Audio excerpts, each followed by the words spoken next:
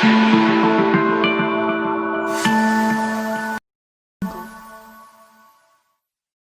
बच्चों, आप सबका स्वागत है मेरे YouTube channel Rama ma'am classes में।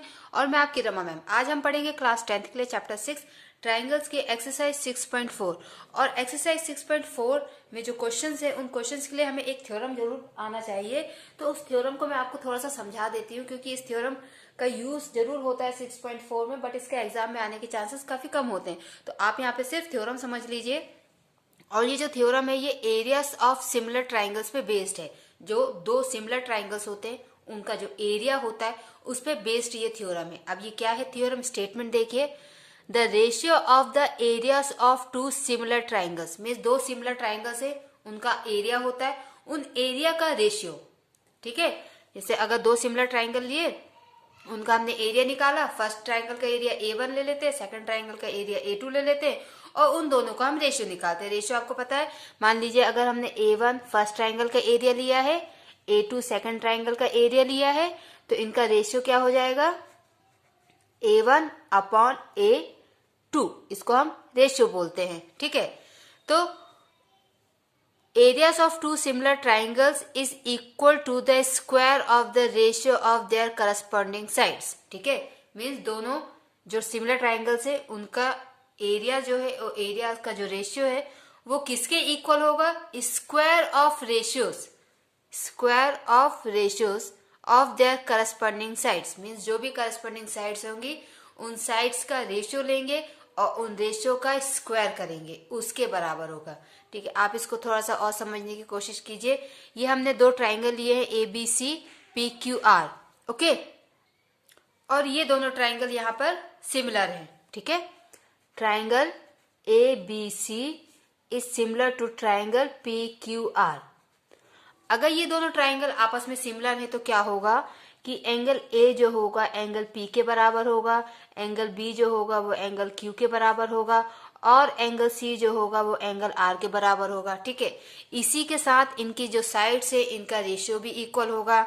मीन्स AB अपॉन PQ जो है वो AC upon PR is equal to BC upon QR। ठीक है, करस्पॉन्डिंग साइड्स क्या होती हैं, AB का करस्पॉन्डिंग साइड PQ, BC का corresponding side QR, and AC का करस्पॉन्डिंग साइड PR। ठीक है, तो इन्हीं करस्पॉन्डिंग साइड्स का ये हमने एरिया लिया, area of triangle ABC, area of triangle PQR, इस ट्राइंगल का एरिया और इस ट्राइंगल का एरिया, दोनों का रेशियो ले लिया।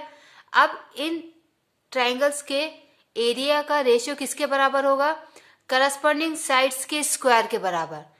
AB का करस्पॉन्डिंग PQ है तो AB अपॉन PQ, दोनों का रेशियो लिया स्क्वायर।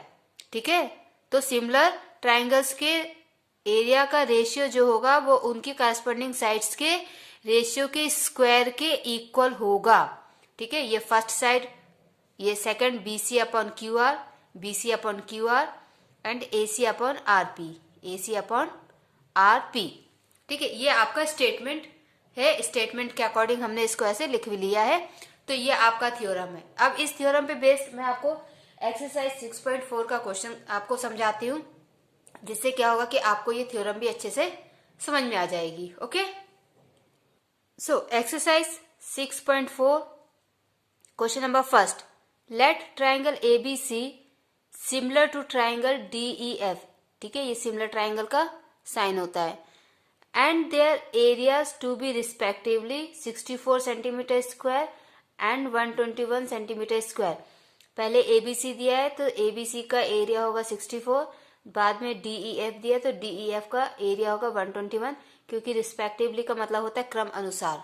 ठीक है, यहाँ पे जैसे लाइन वाइज दिया है और जैसे यहाँ लाइन वाइज दिया है उसके अकॉर्डिंग। तो इन दोनों ट्राइंगल का एरिया हमको दे दिया है और ये दोनों ट्राइंगल सिमिलर है, हमको ये भी दिया है।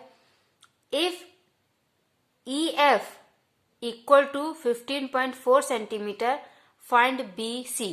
अगर EF 15.4 सेंटीमीटर है तो हमको BC निकालना है। अब इस थ्योरम को आप इस क्वेश्चन की हेल्प से और अच्छे से समझ पाएंगे। ओके, सो क्वेश्चन के according triangle ABC is similar to DEF, हमको ये दिया है। साथ ही साथ हमें क्या दिया हुआ है, area of triangle ABC is equal to 64 centimeter square. Area of triangle DEF is equal to 121 centimeter square. ठीक है, हमको ये भी गिवन है और हमको दिया हुआ है EF is equal to 15.4 centimetre. Clear. हमको क्या फाइंड करना है? To find BC. हमको BC निकालना है. ठीक है, अब देखिए अकॉर्डिंग टू थ्योरम हम लिख सकते हैं. ओके, थ्योरम के अकॉर्डिंग क्या होगा? Since triangle ABC similar to triangle DEF. ठीक है, ABC DEF के सिमिलर है. हम रफ फिगर एक बना लेते हैं ABC एंड DEF. वैसे इसकी जरूरत नहीं है बट आप चाहे तो ऐसा कर सकते हैं. तो इससे हमको ये पता चल जाएगा कि AB का करस्पॉन्डिंग DE है, BC का करस्पॉन्डिंग EF होगा और AC का करस्पॉन्डिंग DF होगा. ओके, तो क्या होगा? Area of ABC upon area of DEF is equal to, हमको गिवन क्या है? EF. ठीक है, EF और EF का करस्पॉन्डिंग होता है BC. हमने ऊपर कौन सा ट्राइंगल लिया? ABC, तो हम ऊपर लेंगे BC upon EF whole square. ठीक है, दो सिमिलर ट्राइंगल्स का रेशियो उनकी करस्पॉन्डिंग साइड्स के रेशियो के स्क्वायर के बराबर होता है. ये हमारा थ्योरम है और उसी थ्योरम को यूज करते हुए हम इस क्वेश्चन को सॉल्व कर रहे हैं. अब हमें ABC का एरिया दिया है 64 एंड DEF का दिया है 121. ओके, और यहाँ पे हमको BC नहीं दिया है और EF दिया है 15.4.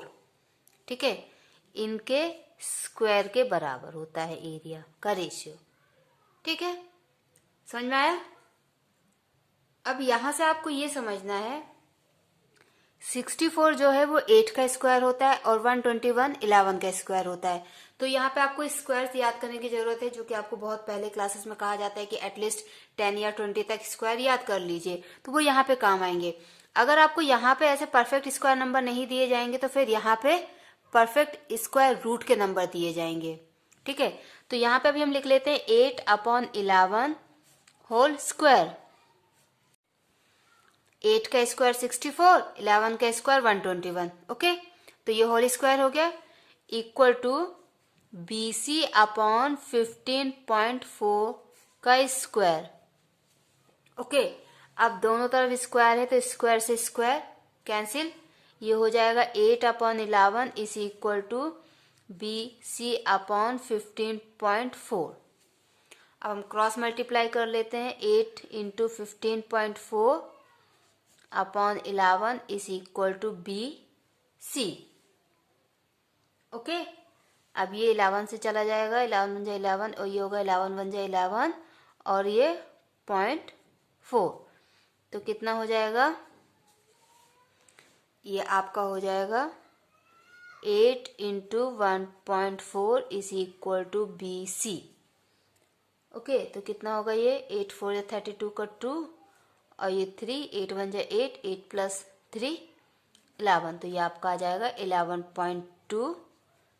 ठीक है, BC कितना आ गया? 11.2. तो आप लिख सकते हैं BC is equal to 11.2 centimetre. This is your answer. तो इस तरीके से आपको ये थ्योरम यूज करनी है. इसी थ्योरम को यूज करते हुए हम आगे क्वेश्चंस करेंगे नेक्स्ट वीडियो में. तब तक बच्चों पढ़ते रहिए, अपना ख्याल रखिए. अगर आपको कोई भी डाउट हो तो प्लीज कमेंट सेक्शन में मुझे कमेंट करके बताइए और मैं आपके सॉल्यूशन आप तक पहुंचाऊंगी. थैंक यू बच्चों, बाय बाय.